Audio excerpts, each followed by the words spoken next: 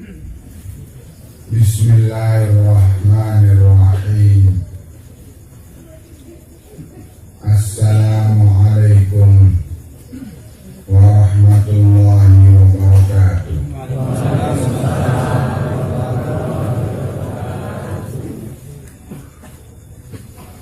Alhamdulillah, wassalatu wassalamu ala Rasulillah wa ala alihi wa sahbihi wa mawala. Hadirin kaum muslimin yang saya cintai dan saya hormati, bil khusus Al-Ustaz Umar Said dan para asatidzah, para pimpinan takmir masjid, dan segenap tokoh masyarakat yang hadir pada malam ini, serta segenap kaum muslimin, Bapak Ibu sekalian yang saya muliakan.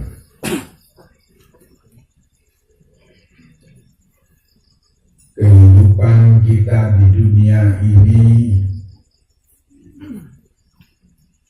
ditakdirkan oleh Allah Ta'ala adalah medan jihad fi sabilillah, atau kalau diterjemahkan dengan bebas, medan perjuangan untuk mencapai kebahagiaan di dunia dan di akhirat.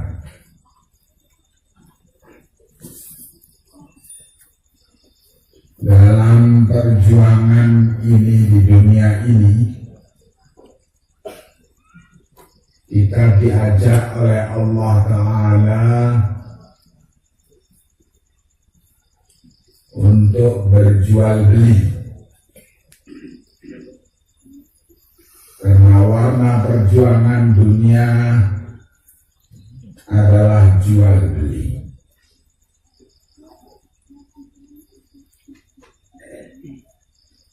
Isi jual belinya, kalau dalam perjuangan lain itu penuh intrik, penuh penipuan, penuh kedustaan dan pengkhianatan. Tapi kalau jual beli dengan Allah, ini jual beli yang jujur dan pasti, dan tidak akan ada penipuan. Allah akan memenuhi semua janjinya dalam jual beli tersebut.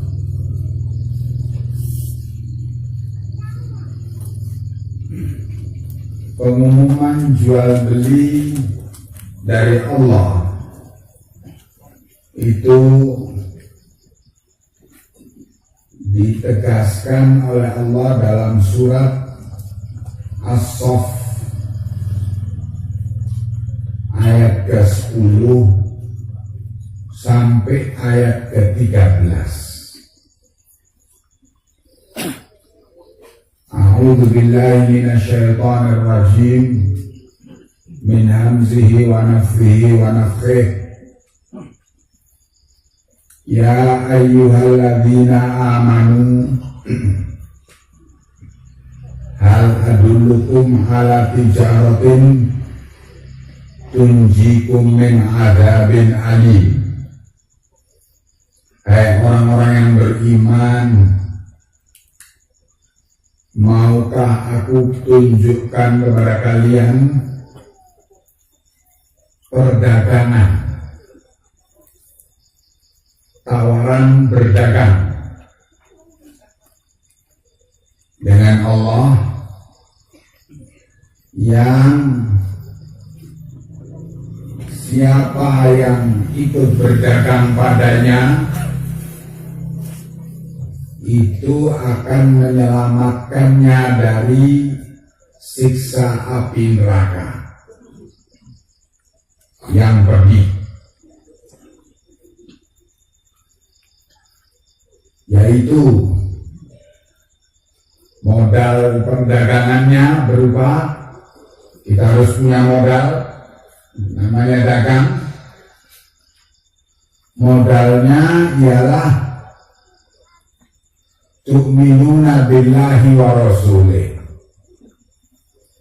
kalian beriman kepada Allah dan kepada Rasulnya. Beriman kepada Allah yaitu bertauhid, mentauhidkan Allah, yakni mempersembahkan kepada Allah saja segala amalan ibadah kita, bahkan segala hidup kita, dan tidak sama sekali memberikan peribadatan yang sekecil apapun kepada selain Allah. Beriman kepada Allah, tauhid.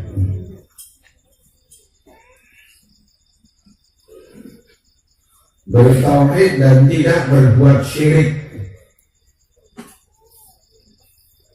Syirik lawan daripada tauhid. Maka jangan kamu mempersembahkan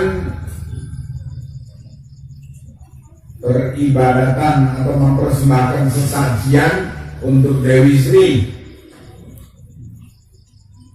karena itu merusak imanmu, modalmu akan hancur.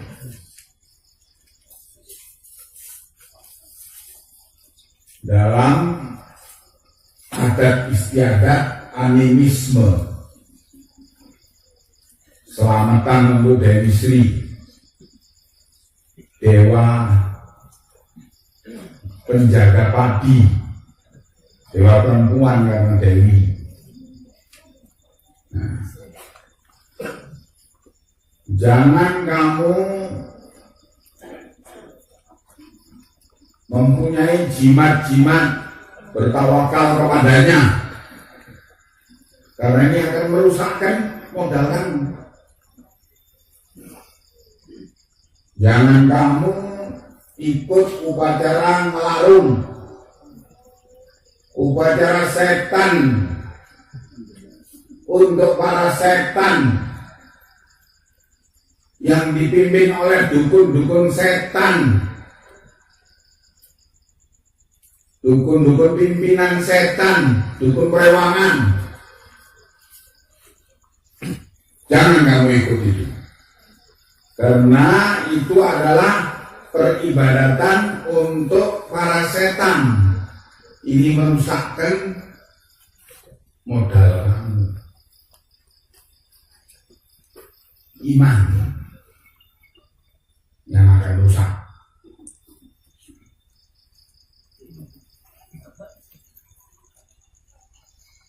Kemudian modal kedua yaitu engkau beriman kepada Rasulnya, taat kepada Nabi Muhammad Sallallahu Alaihi Wasallam, mengikuti sunnah beliau. Sunnah itu ialah ajaran-ajaran beliau. Jangan kalian mencampuri sunnah itu dengan campuran pengik, yaitu bid'ah. ini bid'ah ini campuran racun yang merusak modal kita, yaitu beriman kepada Rasul. Karena Rasul telah menegaskan, man amila amalan laisa alaihi amruna fahuwa raddun. Barang siapa yang beramal dengan satu amalan yang bukan dari perintah kami, melakukan amalan agama atas nama agama, tapi tidak dengan perintah dari Nabi Muhammad SAW, maka itu amalan tertolak, bid'ah. Walaupun dikasih istilah kearifan lokal,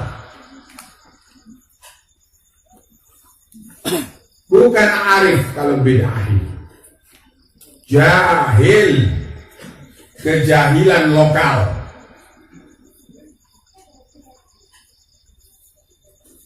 Jadi jangan sampai kita merusakkan modal kita beriman pada Rasul dengan bid'ah-bid'ah itu.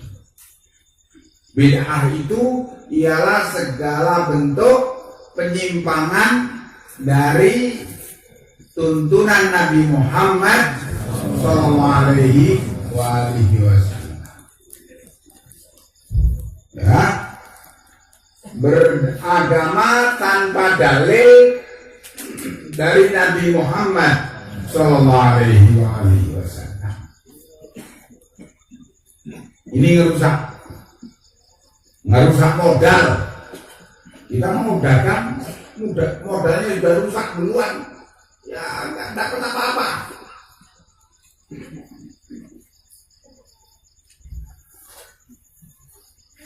Kemudian kalau modalnya itu ialah beriman kepada Allah, yaitu tauhid, dan beriman pada Rasulnya, yaitu ittiba'us sunnah, mengikuti sunnah Nabi, mengikuti ajaran Nabi,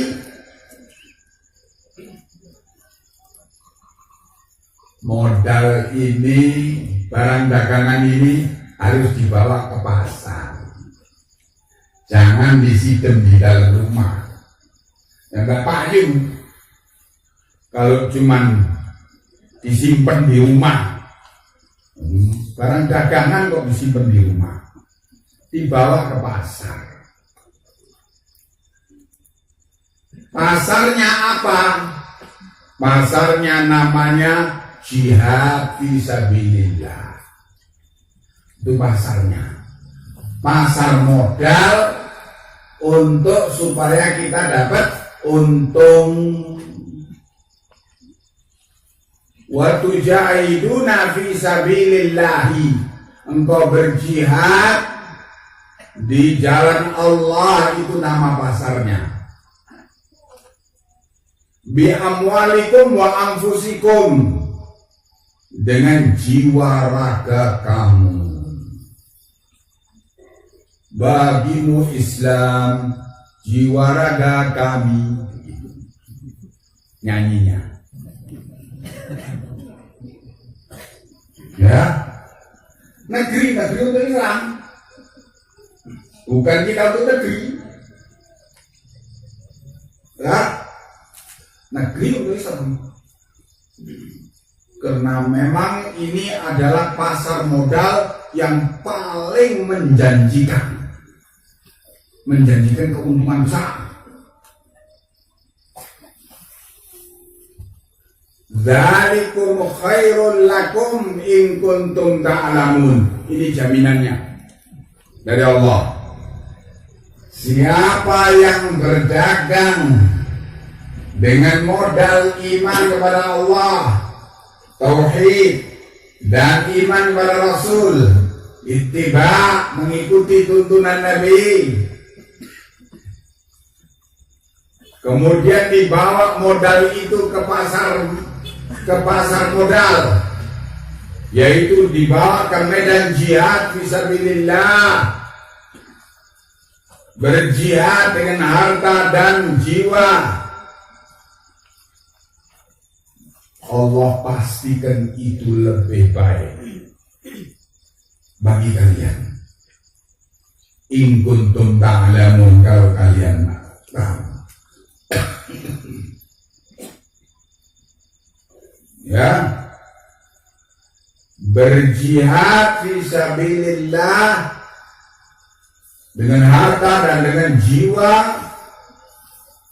korban jiwa, korban harta, ini amalan paling besar dalam Islam. Disebutkan oleh Nabi SAW sebagaimana diriwayatkan oleh Imam Muslim dalam Sahihnya, Ra'sul Amri al-Islam wa amuduhu as-salatu wa darwatu sanami al-jihadu.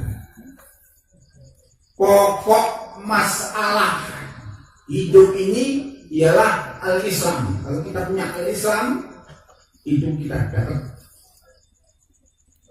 pokok hidup, pokok pegangan hidup, yaitu tunduk kepada syariat Allah, yaitu beriman kepada Allah dan beriman kepada Rasulnya. Wa amuduhu, dan tiangnya hidup ialah sholat 5 waktu. Orang yang hidup nggak sholat itu hidupnya roboh karena nggak ada penyangganya.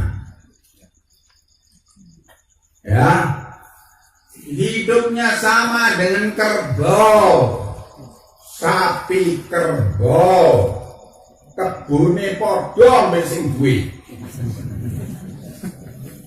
Kebo nggak sholat, sing duwe ora sholat ya podo. Golongan kebo gitu. Murid kok ora sholat.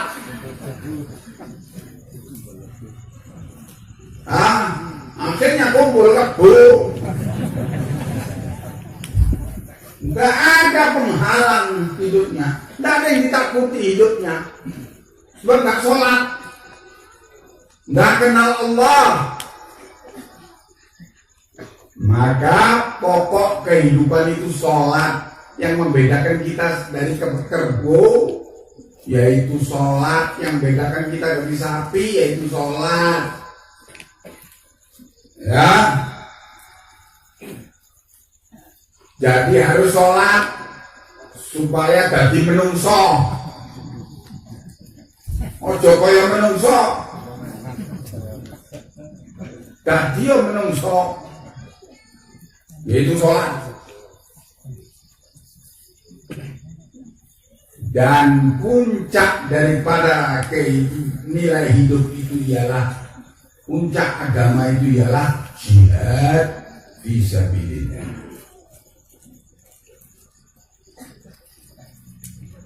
Begitu. Apa untungnya dagang sama Allah? Apa cuman janji-janji tak? Oh itu pasti baik ya, pasti baik. Baiknya apa? Kalau kita dagang sama Allah, untungnya itu apa? Baik, ya baiknya apa? Allah menjelaskan, yaghfir lakum dzunubakum. Allah ampuni dosa-dosamu. Dosa itu garai sumpah, urip rasanya sempit karena terlalu banyak dosa. Kalau diampuni dosanya, urip padang rasanya, jembar. Ya. Wa yudkhilkum jannatin tajri min tahtiha al-anhar, dan Allah masukkan kalian ke surga-surga yang mengalir di bawahnya sungai-sungai. Bukan satu sungai, sungai-sungai.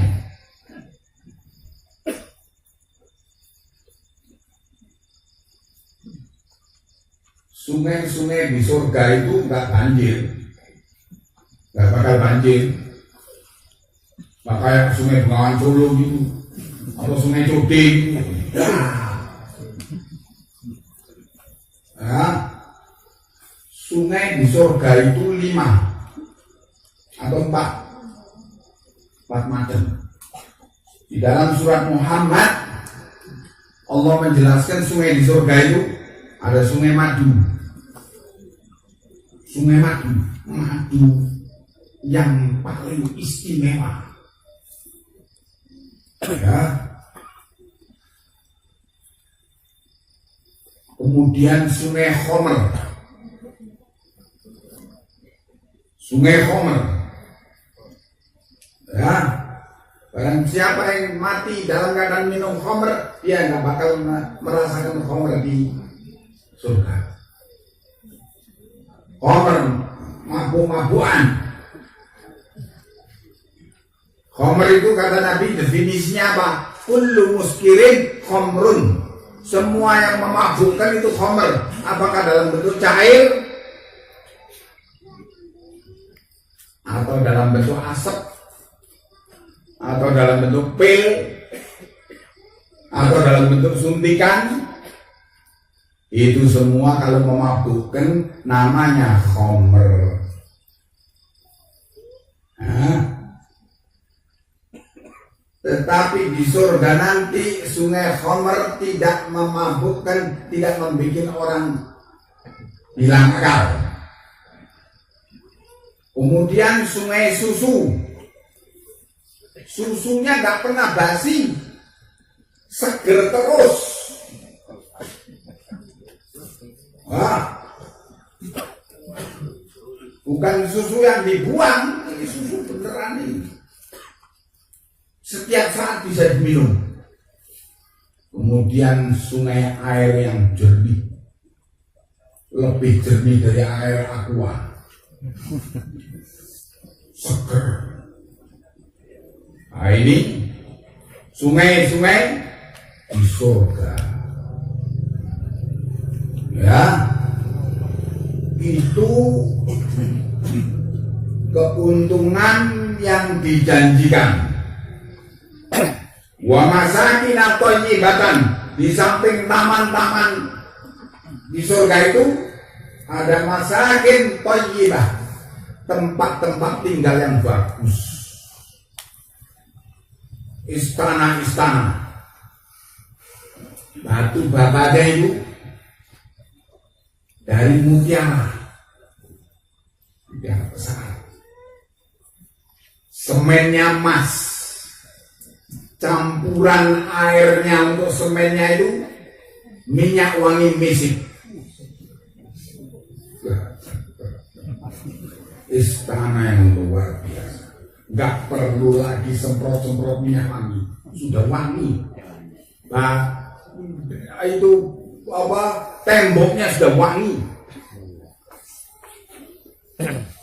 Ini istana di surga, dijanjikan oleh Allah fi jannati adn, di surga Aden.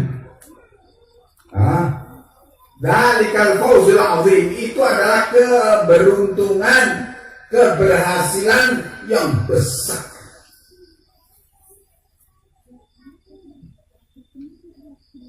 Loh, itu kan di akhirat, keuntungan di akhirat. Lah, keuntungan dagang di dunia apa? Oh, cuma akhirat kok.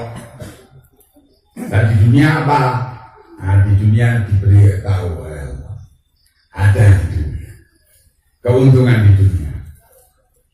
Wa ukhra tuhibbunaha, ada lagi keuntungan yang kalian suka, yaitu nasrum minallahi wa fathun qarib,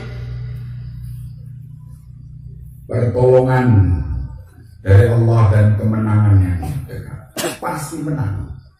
Orang yang masuk dalam pasar modal jihad fisabilillah pasti menang. Bukan insya Allah menang, bukan, pasti menang. Sebab Allah yang menjamin menang. Iyang surukumullahu fala ghaliba lakum wa iyakhdulkum faman yansurukum min ba'dih wa 'alallahi falyatawakkalul mu'minun. Kalau Allah sudah menolong kalian, tidak akan bisa kalian dikalahkan oleh siapapun. Dan kalau Allah hinakan kalian, siapa yang bisa menolong kalian setelah Allah tidak menolong kalian? Dan hanya kepada Allah lah orang mukmin itu bertawakal. Wabasyiril mukminin, beri kabar gembira kepada orang mukmin. Nah, ini tawaran perdagangan.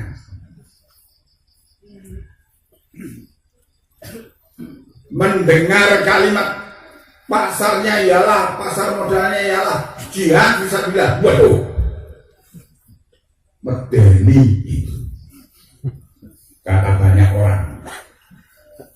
Nggak usah takut, dengarkan dulu. Ini keterangan agama ini bukan agitasi politik, bukan pidato politik ini.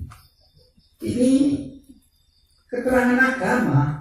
Agama itu bikin sejuk, bikin nikmat, hidup jadi tentram. Itu agama. Nggak usah takut. Ya.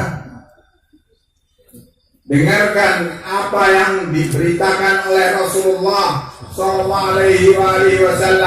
sebagaimana diriwayatkan oleh Imam Ahmad dalam musnadnya di jilid ke-6 halaman 21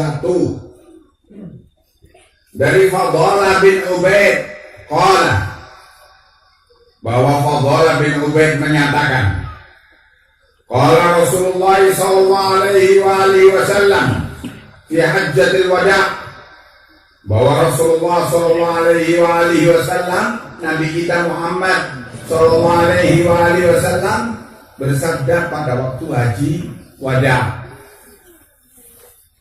Beliau menyatakan, ala ukhbirukum bil mu'min, maukah kalian aku beritahu kalian tentang orang mukmin itu siapa? Man aminahun nasu ala amwalihim wa anfusihim. Orang mukmin itu ialah orang yang membuat rasa aman pada orang lain terhadap harta mereka dan jiwa mereka. Orang mukmin itu tetangganya merasa aman dari gangguan dia. Ya. Orang mukmin itu teman dagangnya merasa aman dari kemungkinan penipuan dia. Enggak yakin kalau ini bakal nipu. Orang mukmin enggak bakal nipu. Dan merasa aman dari kemungkinan untuk diganggu. Orang mukmin itu ialah orang yang menciptakan rasa aman pada masyarakatnya, pada lingkungannya. Kata Nabi,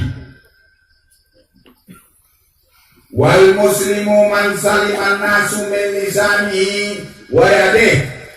Dan orang muslim itu ialah orang yang manusia selamat dari gangguan lisannya dan gangguan tangannya. Tangannya yaitu nyolong. Orang muslim tidak akan mencuri, ya, karena menjamin keselamatan harta orang lain. Dan lisannya dijaga orang muslim itu. tidak menyakiti hati orang lain, ya, tidak menjadi tukang fitnah lisannya itu orang muslim.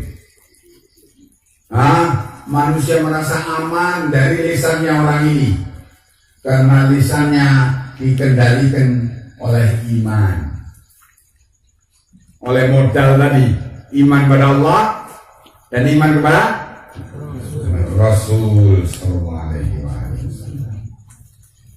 Dia selalu berjihad,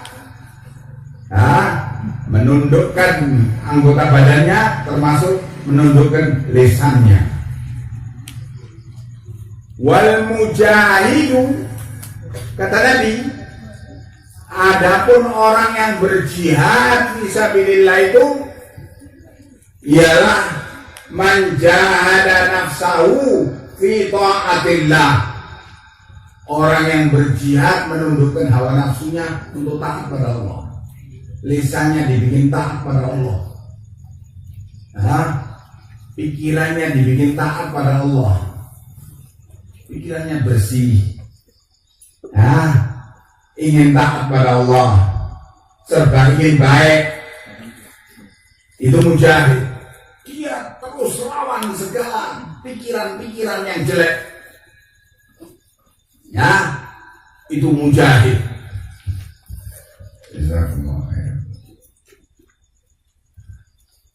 Siapa yang menundukkan hawa nafsunya untuk taat kepada Allah, keinginannya ditundukkan supaya tidak ingin kepada yang haram-haram, supaya ingin kepada yang halal-halal, benci kepada maksiat, senang kepada amalan-amalan soleh, ditundukkan jiwanya itu ke sana. Ini muslim, ini mujahid.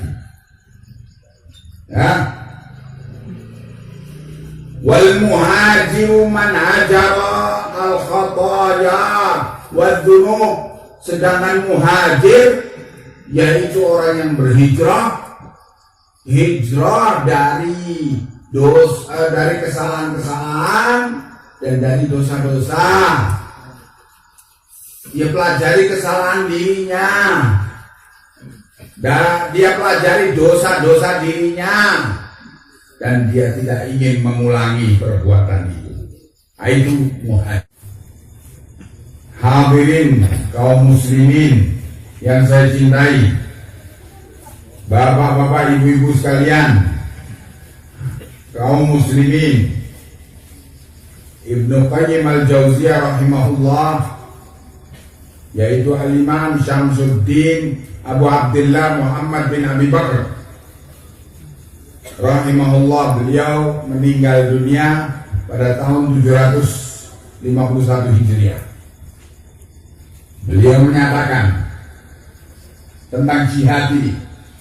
Tadi Rasulullah menerangkan jihad itu yaitu siapa yang menundukkan hawa nafsunya untuk taat pada Allah. Beliau menerangkan tentang jihad ini. Walamma kana jihadu a'da'illah fil khariji far'an ala jihadil abdi nafsahu fi dhatillah, maka ketika jihad melawan musuh-musuh Allah yang di luar diri kita sebagai cabang daripada jihadnya hamba Allah yang menundukkan hawa nafsunya, musuh kita itu ada pada diri kita dan ada di luar kita. Di luar kita itu syaitan, di dalam diri kita ini hawa nafsu. Inna nafsa ammaratun bisu, kata Allah. Hawa nafsu itu sungguh sangat memerintahkan, mendorong kalian untuk berbuat kejelekan. Segala keinginan jelek itu dari hawa nafsu. Kalau syaitan itu di luar kita. Makhluk yang namanya syaitan, baik dari kalangan manusia maupun jin, itu di luar kita, atau musuh dari luar, kadang-kadang masuk ke dalam syaitan itu, ya. Tetapi asalnya dari luar. Jadi musuh kita itu ada dua, musuh dari dalam, yaitu hawa nafsu kita, dan musuh dari luar, yaitu syaitan. Maka jihad melawan syaitan itu cabang daripada jihad melawan hawa nafsu. Karena jihadun nafsi muqaddaman ala jihadil adui fil kharij. Jihad melawan hawa nafsu ini harus didahulukan daripada jihad melawan musuh yang dari luar.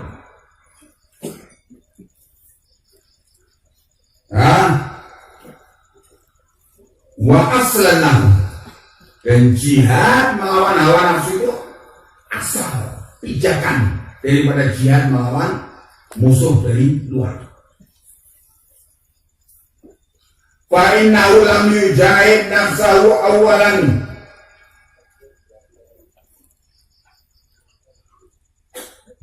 litafa'ala ma umirat bihi. Karena kalau dia tidak atau belum berjihad melawan hawa nafsunya, agar hawa nafsunya tunduk kepada perintah Allah, wa tatruka ma nuhiya anhu, dan agar hawa nafsunya meninggalkan apa yang dilarang oleh Allah, wa yu'aridha billah, dan kalau dia belum memerangi hawa nafsu itu karena Allah, lam yumkin hujadu aduihi bil kharij, tak mungkin dia bisa melawan jihad melawan musuhnya dari luar. Dia akan jadi penakut melawan musuh-musuh dari luar. Loh, kenapa penakut? Karena musuh di dalam masih belum diatasi. Ya, baru digertak aja sudah lari, tergirit-girit, terborot-borot. Ya, musuh baru sudah lari. Awas, ada Amerika, waduh Amerika, lain. Lari. Baru dikasih berita aja sudah takut ciut hatinya. Kenapa? Karena musuh di dalam masih belum diatasi, belum diperangi. Jadi penakut. Tapi kalau sudah musuh di dalam itu diatasi dan diperangi dan ditundukkan, sudah di dalam jiwanya itu mentalnya mental tauhid, mental mujahid, siap menerima komando jihad dari Allah dan Rasulnya, musuh sedunia pun dilawan. Tak peduli. Dunia mau memerangi kau, ayo sini. Tinggal kita hitung siapa yang mati duluan, saya atau kamu. Itu. Mati saiki, mati semben podo. Itu kalau sudah utuh jiwanya, karena musuh di dalam sudah diperangi dan ditundukkan untuk kemudian taat kepada syariat Allah. Ya, fa kaifa yumkinu jihadu aduwihi wal intisaru minhu wa aduwwul ladzi baina janbayhi qahirun lahu mutasallitun alaihi lam yujahidhu wa lam yu'aridhu fillah. Bagaimana mungkin kata Ibnu Qayyim dia bisa memerangi musuh yang di luar, sementara musuh yang di dalam dirinya menjaga dia, inginnya senang-senang, inginnya dunia, inginnya ambisi jabatan, inginnya ambisi cari pengikut sebanyak-banyaknya, inginnya popularitas, terkenal, inginnya beli rumah yang bagus, mobil yang bagus, inginnya ini, inginnya itu, dunia saja, karena nuruti yang di dalam ini. Yang di dalam itu hawa nafsunya menjajah dia. Loh, kalau orang itu sudah hubbud dunia, cinta sama dunia, karena dijajah oleh hawa nafsunya, pasti wa karahiyatul maut, pasti tidak suka mati, takut mati. Syekh Ahmad At-Tuwaijari mengartikan hadis wa karahiyatul maut bukan tidak suka mati. Beliau mengartikan wa karahiyatul maut yakni khaufan minal maut, takut mati. Orang semakin cinta dunia semakin takut mati. Kalau sudah takut mati menjadi penakut. Ya, kalau sudah penakut, segala-galanya dikasih lagi. Diminta agamanya, ya wis agama. Diminta, semula diminta istrinya, ya wis mau pakai istriku, pakai sebentar ya. Jangan lama-lama. Tak punya cemburu terhadap istrinya. Diminta ini, iya kasih, diminta ini, iya kasih. Terus diminta agamanya. Ayo, kau harus mengucapkan selamat hari Natal. Oh iya, selamat hari Natal. Selamat selamat hari Waisak. Oh iya ya, selamat selamat hari, selamat belakangmu, selamat syirik, kufur, selamat itu piye? Celaka. Hari Natal selamat, menghina Allah selamat, mengatakan Allah itu punya anak, hari kelahiran anak Tuhan selamat, selamat apa? Ya tapi demi jabatan nggak piye. Kalau mbak itu nanti saya nggak dipilih lagi. Ini menunjukkan bahwa ini orang dijajah oleh hawa nafsunya. Tak mungkin dia berani menyatakan keislamannya. Tidak mungkin. Jadi penakut. Ya. Nah begitu. Fahadani aduwani qadum tuhinal abdu bi jihadihima wa bainahuma aduun zalih. Dan dua ini adalah musuh yang harus dihadapi oleh kita kaum mukminin. Dua ini yaitu musuh dari dalam, yaitu hawa nafsu, dan musuh yang kedua yaitu mental, apa itu tadi, penakut, hubbud dunia, atau tadi dikatakan syaitan. Maka tidak mungkin seorang mukmin bisa berjihad kalau dia diganggu oleh dua ini, musuh dari dalam, yaitu hawa nafsu dan syaitan itu. Syaitan memberi tahu apa? Loh, kamu mau kemana?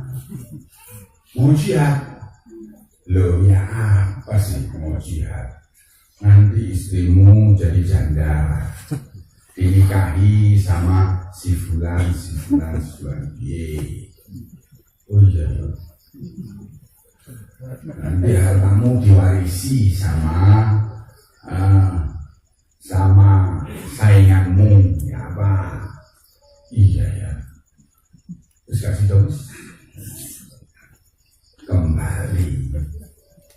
Karena mendengar bisikan syaitan. Lebih percaya sama bisikan syaitan daripada berita dari Allah. Nah, berita dari Allah menyatakan apa?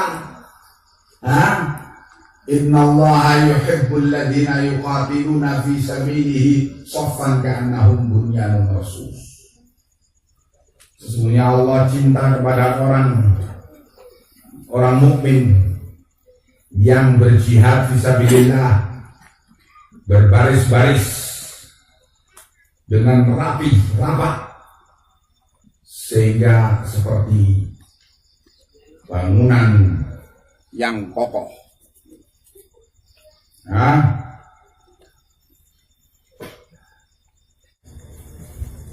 Kufar selalu memanfaatkan orang kafir, memanfaatkan syaitan, dan memanfaatkan hawa nafsu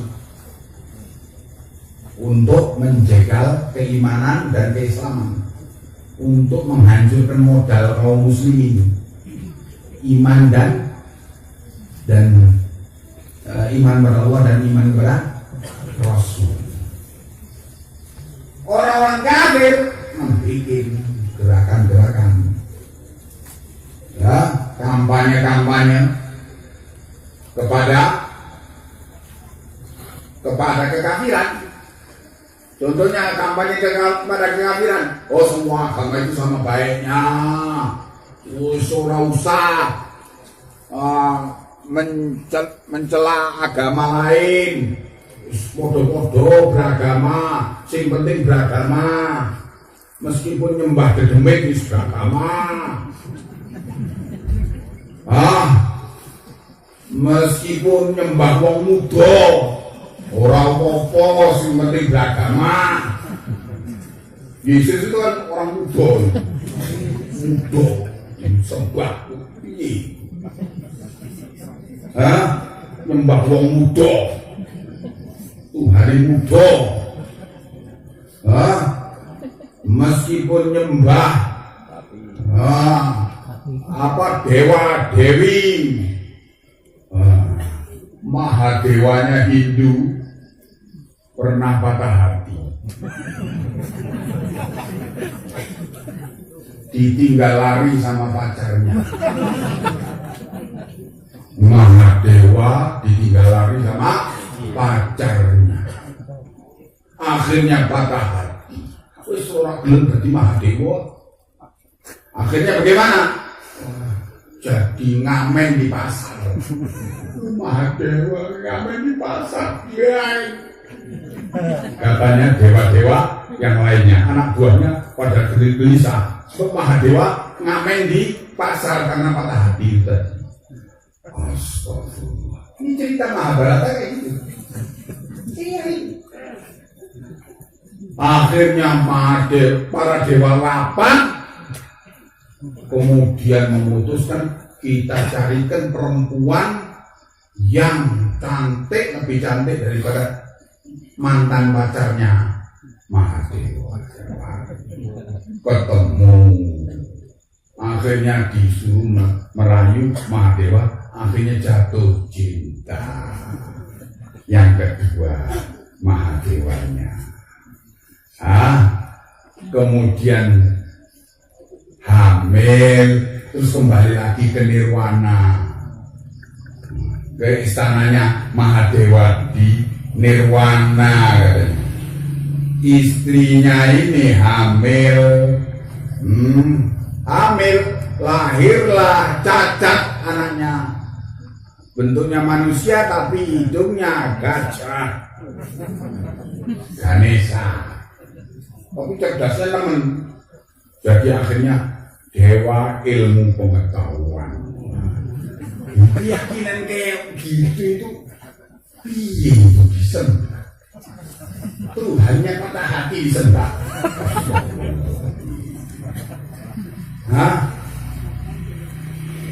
Konsep ketuhanan yang paling sempurna dan paling istimewa hanya Islam. Allahu Akbar. Allah Maha Besar. Tidak ada yang lebih besar.